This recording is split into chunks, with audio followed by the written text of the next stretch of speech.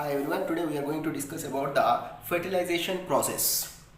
Fertilization is a process of single sperm which unites with the egg to form an human life. The process is known as fertilization. You can see during sexual intercourse, 300 millions of the sperms enters into the vagina.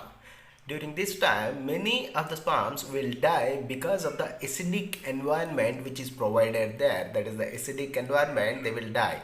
And then the remaining sperms will live because of the external environment they are having and internal structure they are having.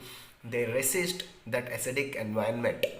Next, the sperm passes through the cervix, which is known as the opening of the uterus. Sperm swims through the cervical mucus. You can see some sperms are caught in the foldings of the cervical mucus, and then the remaining sperms will swim as usual.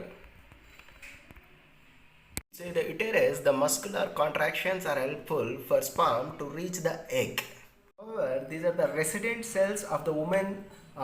These are the resident cells of the woman female reproductive system. These resident cells will act against the sperms by considering these as the foreign organisms, and then they will kill the sperms. Only some of the sperms will be killed here, and the remaining will be traveled as usual. Next half of the sperms will enter into the fallopian tube and another half will enter into the unfertilized egg portion. Inside the fallopian tubes, the cilia will be helpful in pushing the sperms towards the egg, but sometimes these cilia, the sperms will be caught in the foldings of the cilia, and then the remaining will swim as usual. At this part, the sperm reaches more hyperactive and the sperm will reach the egg portion like this. The sperm will come and it will occupy the egg portion. Push it through the outer layer that is called as zone pellucida. When the sperm enters into the egg outside walls of the egg will close, and the whatever the fluid which is present in the egg, it will become contact with the sperm and the outside walls will be closed and the remaining sperms cannot enter into that egg.